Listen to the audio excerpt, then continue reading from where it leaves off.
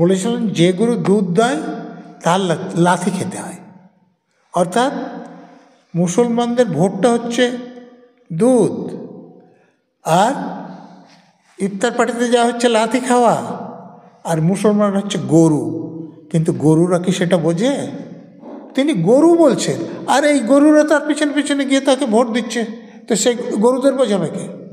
এই যে এখন দু একজন বিএলও মারা গেলে এই যে এসআর বন্ধ করার জন্য আন্দোলন করছে, তো ৬৪ জন লোক মারা গেছে, তখন তো পঞ্চায়েত ভোট বন্ধ করার জন্য আন্দোলন করেনি তৃণমূলের লোকেরা। বেশিরভাগ মুসলমানদের এই ক্রিমিনালে রূপান্তরিত করেছে মমতা ব্যানার্জি। তারা বোমা ছোড়ে, গুলি চালায়, লাঠি বল্লম কোদালের ডামাট নিয়ে মারামারি করে, অ্যারেস্ট হয়, ক্রিমিনাল হয়ে থাকে, গুলি খেয়ে মরে, বোমা খেয়ে মরে। তো তাতে মুসলমান সমাজের কোনো লাভ হচ্ছে না। মমতা ব্যানার্জি লাভ হচ্ছে তাদের ভোট নিয়ে টিকে থাকে, কম সচেতন মুসলমানদের ভোটের জন্য, মুসলমানদের স্বার্থে নয়, নিজেদের স্বার্থে।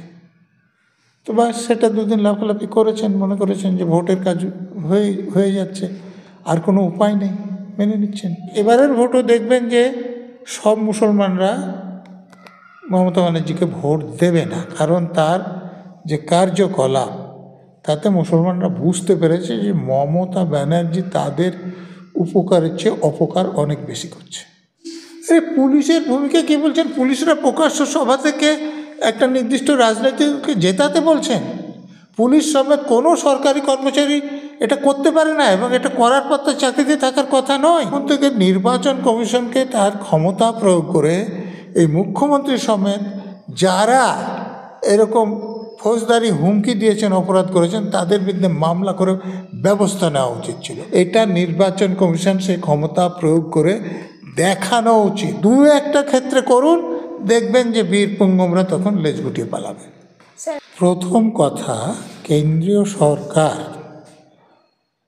অর্থাৎ পার্লামেন্টের তরফে যদি কোনো আইন করা হয়, তাহলে কোনো রাজ্যের মুখ্যমন্ত্রী সেটাকে মানব না বলতে পারেন না। মানব না বললে তার মুখ্যমন্ত্রী চেয়ারে থাকার আর কোনো অধিকার থাকে না, এক নম্বর কথা।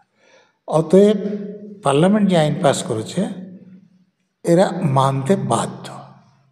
আপনারা বলছেন অত লাফালাফি করছিলেন কেন? সে পিছিয়ে থাকা কম সচেতন মুসলমানদের ভোটের জন্য, মুসলমানদের স্বার্থে নয়, নিজেদের স্বার্থে।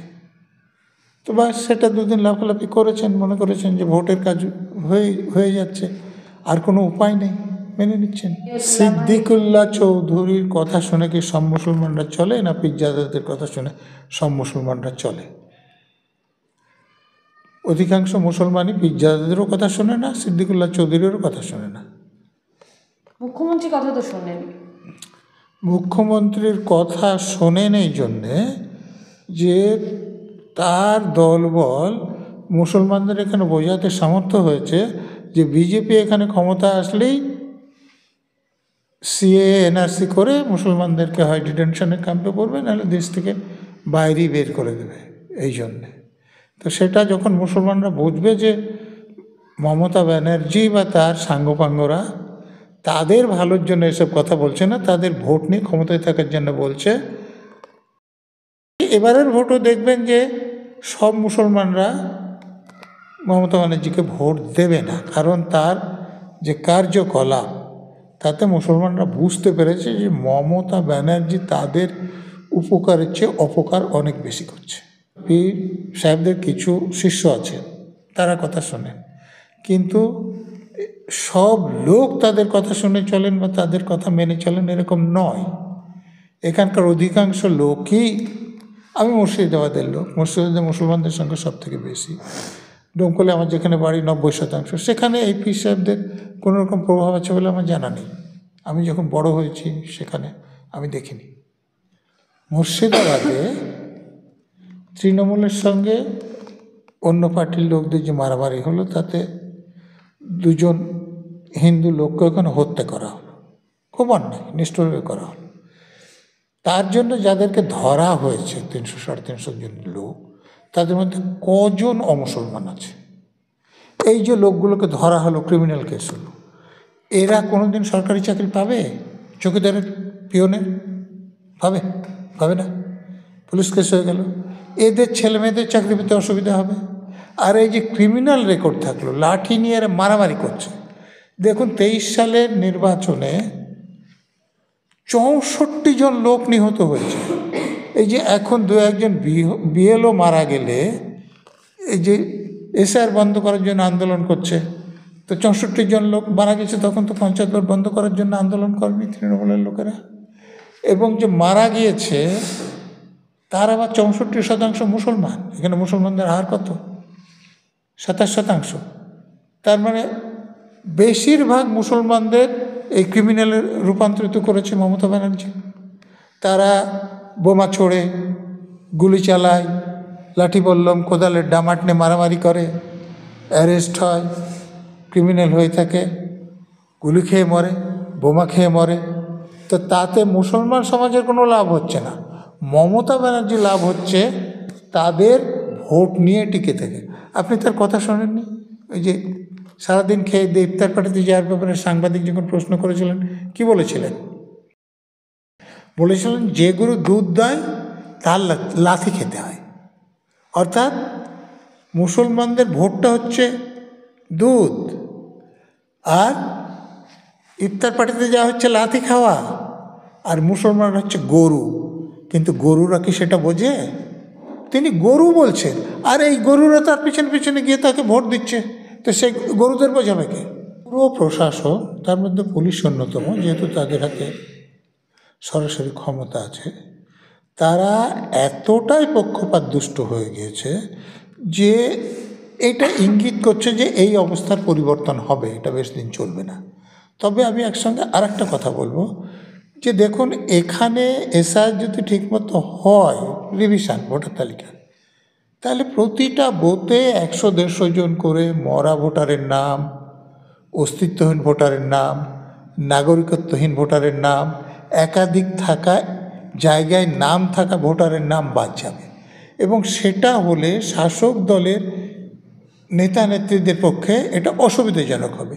তো সেই জন্য তো মুখ্যমন্ত্রী থেকে আরম্ভ করে একদম এক কাচ্চা আধ কাচ্চা নেতা সবাই তো এই ভোটার তালিকা সংশোধনের বিরোধিতা করে আসছেন, বেআইনি কথাবার্তা বলছেন, হুমকি দিচ্ছেন, এমনকি জবাই করার হুমকি দিয়ে দিচ্ছেন।